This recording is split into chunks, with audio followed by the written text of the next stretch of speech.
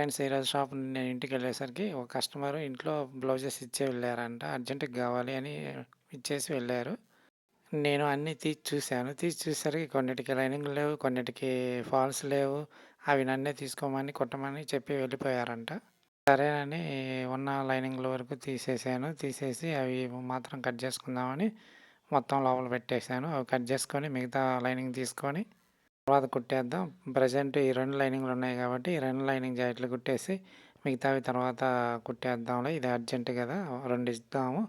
మిగతాది తర్వాత ఇయ్యొచ్చులే అన్నట్టుగా ఆ 2 తీసి కట్ జేస్తున్నాను. ఎందుకంటే, ఈ కస్టమర్ గట్టిగా కుట్టించుకుంటారు గానీ, డబ్బుల దగ్గరికొచ్చేసరికి అర్జెంట్‌గా ఇవ్వరు, కరెక్ట్‌గా ఇవ్వరు.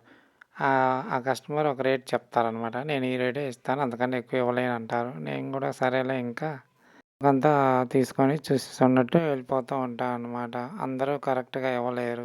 ఇచ్చిన వాళ్ళ దగ్గర తీసుకోవాలి. ఇవ్వనోళ్ళ దగ్గర చూస్తున్నట్టు వెళ్ళిపోవడమే మనం గూడా.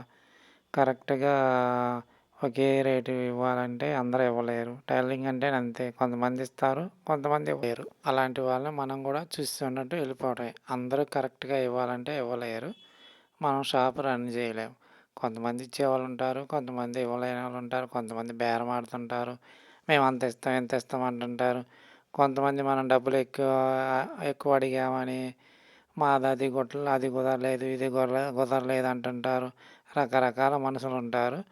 మనం అన్నీ భరించి షాప్‌ని రన్ చేసుకోవటమే, టైలరింగ్ చేసుకోవటమే. టైలరింగ్‌లో అంటే తప్పదు, ఇలాంటి ఇబ్బందులుంటాయి.